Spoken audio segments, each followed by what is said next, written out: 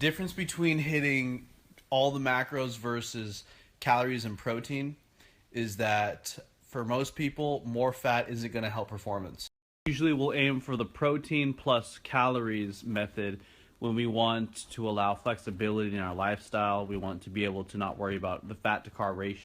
You can still do that during a cut, but for me, for example, 50 fat and 350 carb is better than 100 fat and whatever the carbs would be if I had 100 fat. So what I like to do lately during my cutting is having the fat anywhere between 45 to 65, with most days it being around 50 to 55, and then the carbs move around that.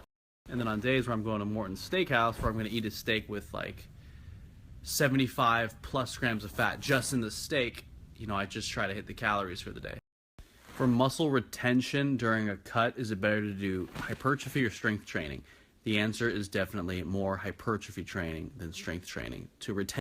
So when it comes to doing 5-3-1 back in 2012, where I ran it for just tons of cycles, basically cycles meaning training cycles, not steroids, silly gooses. What would I have done differently? Well, I would have done more hypertrophy training in general, which probably would have added 30 to 45 minutes to each of my workouts. So in other words, I would have done more volume for rear delts, more volume for calves, for my arms, biceps, triceps, for my back, for hamstrings. Also, if I could have, I would have went back in time and cleaned up the form quite a bit. My standard of form now is just like tenfold better than what it used to be in 2012. Basically, if I could go back in time, I've done 5-3-1 back to 2012 again. I train almost exactly how I train nowadays, just using the 5-3-1 percentages and rep schemes and whatnot. Sorry about that pause and snaps, guys. I've been at the gym, killing a leg day. Squatted 405 for 8, 375 for a couple sets of 8 after that. Pro tip, focus more on performance than pace. God, I hope I'm not late for my reservation. Just got home. Look who's here. Turn around. Show him my 360. Hi, baby. Give him my 360. We're supposed to be there at 7:30. It's 7:15. Pro tip. You gotta get that 22-ounce bone and ribeye. Pro tip. And still getting shredded. So what else am I eating? I'm having these potato things. Gonna have a little bit of broccoli, minus the cheese, and we have pro tip, double fist your steaks. Pro tip, 2 is better than 1. 2 is always better than 1. No way. No way. Holy shit. So just heads up, that's a 2.2 pound lower weigh-in than my lowest weigh-in ever so far. So the lowest weigh-in was 174.8, and that I honestly was sort of expecting being about the same weight or even heavier, but check it out. What I was expecting was for tomorrow to be the super low weigh-in day from today's, high carb refeed day. But apparently, anyway, the leg cuts starting to come in, as you can see. Cool. The legs in more half natty lighting. Check it out.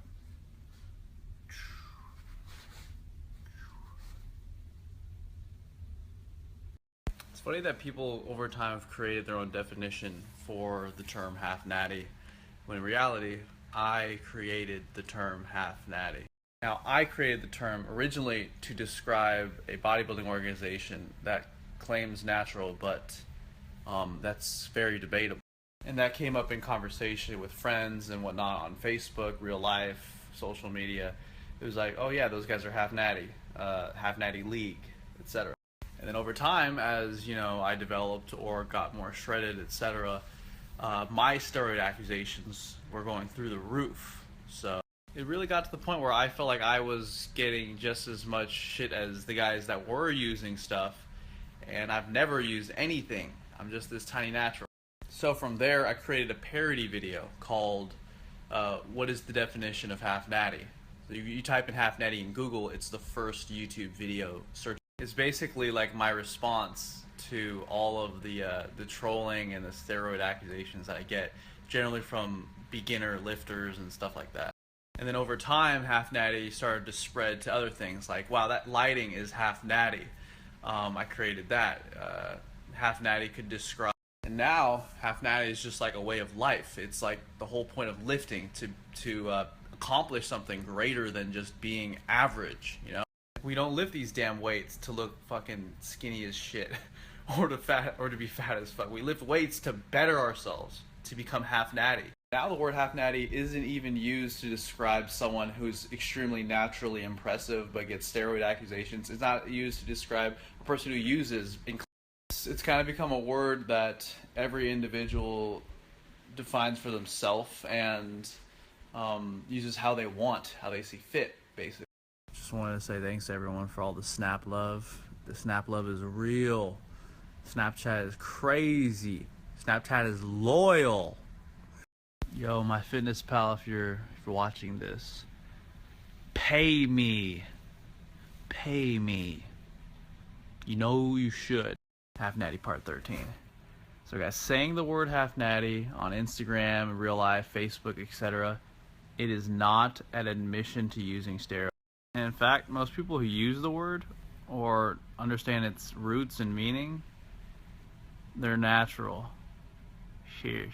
Is anyone in Roseville, Rockland area who's like a videographer, cinematographer, or whatever, photographer, would, you know, hold a camera and follow me around all day? Hit me up. Also looking for a personal stylist for my clothes. And if someone handles hair out there, I'll give you full control over my head, and you can do whatever you want. You could also use a personal assistant. And it'd be really nice if you know, we're also the videographer, photographer, / video editor person too. So if you're all of that, holy shit, hit me up. That feel when you check your snaps and it says Paige Hathaway added as a friend. We made it, buddy. We made it. We made it. We made it, buddy. Yeah, we made it. Today we're gonna take 3 laps around the block. 3 instead of 2. Also, if anybody knows Ramit Sethi in real life, I really want to meet that dude. And I want him to personally mentor me. Seriously. Pro tip to the Snapchatters who are texting me questions, especially if it's a long one, save that. Like copy and save it or paste it in notes. Like save it. Because sometimes I'll open a text one, read it, and I'll mean to answer it eventually, but I'll either forget it or something comes up, and then your question doesn't get answered. Of course, I apologize because I'll never be able to answer like every question or whatever, but I'm gonna do my best and hopefully help a lot of you guys out. But you gotta do your part too. You gotta text your mom, your dad, your best friend, your girlfriend, your boyfriend, and be telling them to follow me here on the Snapchat Ogusfit. But seriously, if someone in my area wants to make a couple of extra bucks, either filming just a workout and then editing it and then giving it to me to upload, or perhaps even my entire day, I am just making my daily morning breakfast shake. The ingredients I listed out yesterday, I think it should still be available. I'm pretty excited because a Snapchatter who hit me up works at Tesla, and I might be going in to test drive a Tesla sometime pretty soon. 100 grams of kale in this bish. Like I said before, this stuff used to run right through me, but somehow it's like my body just absorbs it all.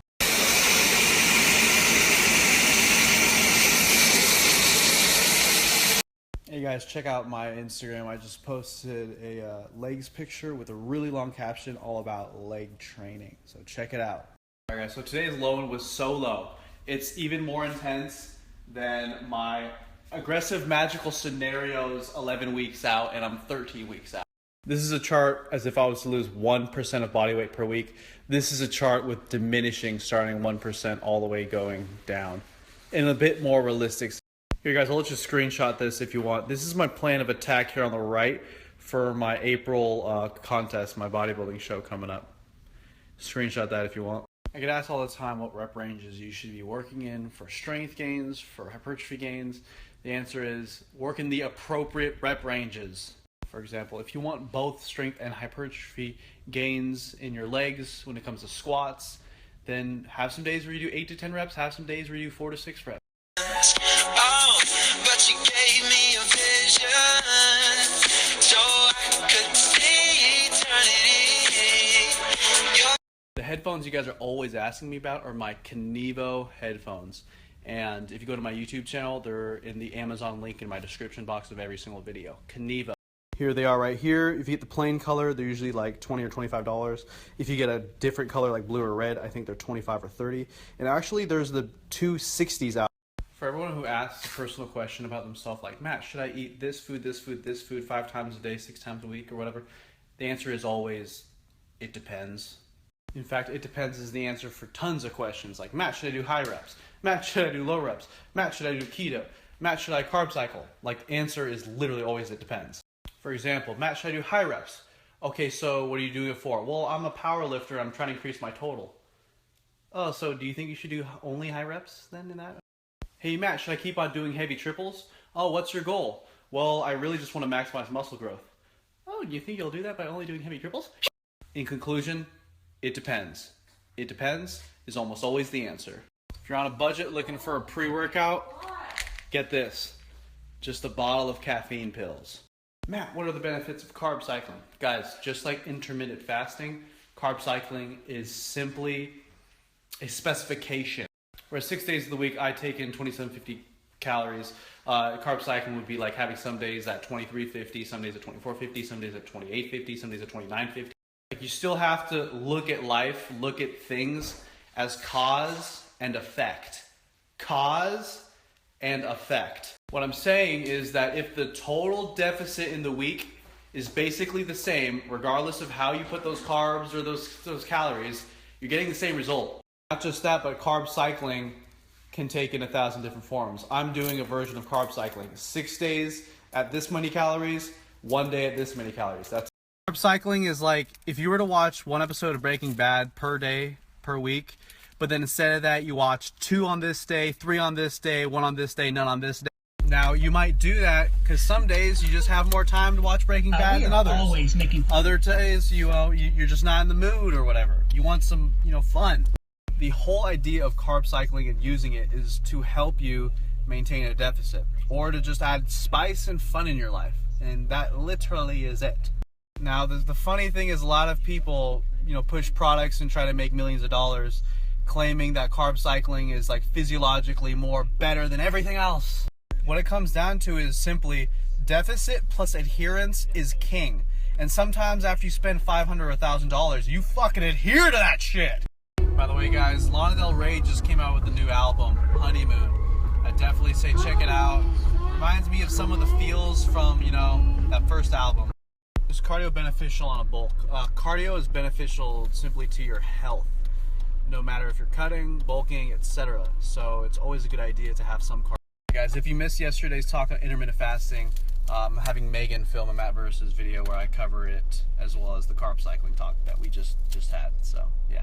So I don't normally say where I'm at, but I'm at Gold's Gym, Just Heights right now. Get my cardio in, and then a back and bicep day. It's gonna be fun.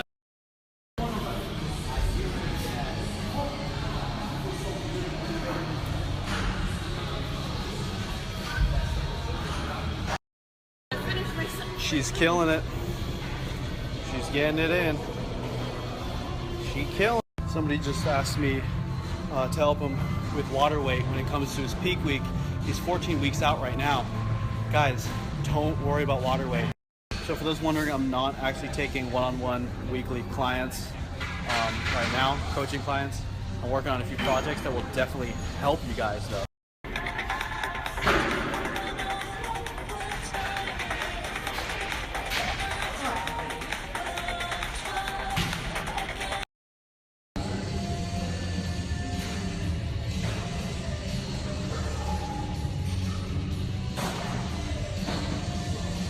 Holy crap, about to make hella romaine gains. All right, this bag right here for $5 or all of these for $2.99. Holy crap. That's, once again, dieting pro tip, take a full heart of romaine and add it to a Chipotle burrito bowl for minimal caloric effect, but maximum fun. All right, I'm at Ninja Sushi in Roseville. Just ordered like hella food, 3 rolls, including 1 roll that's hella complicated and a teriyaki. Dude, I love my server so much. He came back to me to double check because he's like, oh, in this roll you ordered, it has like fake crab and some mayonnaise. And I was like, thanks for Jay. Happy birthday to you. Woo! Doing it mad big tonight. I got this roll, I got that roll, I got that roll, and I got this chicken dinner over here. So I got a funny one for you guys. I was at the gym, I was going back and forth, just sharing one of the pull machines with this one guy, doing some lat pull downs. And after we used to do like 5 sets, after like 15 minutes of, hitting these pulls, talking to each other between sets, he's like, dude, actually you look kind of familiar, bro. Are you, at this point I'm thinking, he's gonna say, oh, you're the guy from YouTube, or like, I've seen you on Instagram or Facebook or Snapchat or something like that. But no. He's like, nah, man, this is embarrassing. I was like, what do you mean? He's like, correct me if I'm wrong, I think you're that guy in the back. He's like, wait a minute, you're in the back of this Paige Hathaway video on her Instagram of her squatting, aren't you? Isn't that you? But yeah, he's right, that was me. It was like this video from way back in like March, back when my birthday was, I'm in the background just like, I'm sharing this with you guys first here on Snapchat. Check the link, snapshot this link if you need to. It's Eric Helms' Nutrition and Training Pyramids. If you guys know me, I cover pretty much all the basics in terms of training and nutrition over the course of the year, throughout the Matt Versus series, as well as just here on Snapchat, Instagram, Facebook, etc. But if you want like the super in-depth version, with all of the references to all the studies that we basically get these recommendations from, I highly recommend screenshotting and then checking out this link. Written by Eric Helms, Andrew Valdez, and I believe Andy Morgan. So, really bomb stuff. You guys might have already seen Eric Helms' videos on the muscle and strength, nutrition and training pyramids, which were probably some of the best videos on YouTube ever. These are the PDFs. I do a pretty good job at reaching the mass public and speaking pretty briefly on these main fundamentals, but Eric Helms really goes in depth. Definitely check the website out, maybe see if it's something that you might be interested in. I highly recommend it to anybody who coaches anyone, anybody who wants to coach anyone, anybody who wants to get deeper into. To be brutally honest with you guys, these 2 books that you can buy, they will answer practically every single question you guys are currently asking me now on Snapchat. Seriously. If you use this specific link that I'm giving you guys, it doesn't cost anymore, but I do get a nice commission from that. So just a heads up, disclaimer, it doesn't change the price. In conclusion, I think this is a product that will really help you. It'll answer most likely 99% of the questions you could ever ask me, and it's at a great price, and definitely. And yes, this http://bit.ly/Ogus Pyramid is an actual link. You just type that into your browser and you go, and it brings you to the website. Yeah. So someone asked me, Matt, why did you have a whole thing of raisins and almonds? No, that was back during the bulking days. That was for like putting that in yogurt. And of course, you probably want to see the website. So here it is. Hey, there's a picture of me and Berto. Go down. Here are the 2 pyramids that the 2 books are based off of. Go down. So in the nutrition pyramid, you're going to talk about energy balance, calories, macros, micros, nutrient timing, supplements. Sound familiar, guys? And in the training pyramid, adherence, which is the big picture, volume, intensity, frequency, progression, exercise selection, rest periods, tempo. All the this product has received props from Mike Zordos, Brett Contreras, Brad Schoenfeld, Alan Aragon, and Lane Norton, plenty of other.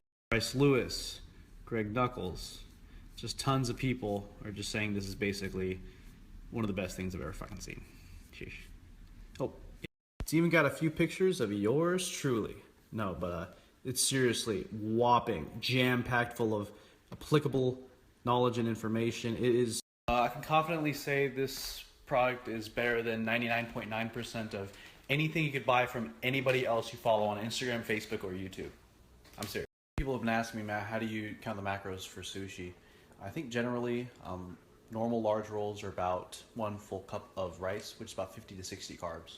From there, of course, you have to know what's on it. Lately, I haven't been getting any fat source on my sushi, so I haven't had to worry about that, which is one of the most variable of all macros. But then, add in the sauce, if there's sort of sauce on it, ask them what is the sauce made out of. And of course, the fish is pretty easy to kind of guesstimate, So in conclusion, it's pretty easy to guesstimate your sushi macros if there are no fat sources on it. If there are fat sources on it, it gets a little more difficult. That's it. All right, guys, signing off the snap for tonight. I'm working on a Matt Versus episode that Megan helped a lot with. That should be up tonight or tomorrow morning. I hope you guys really enjoy that.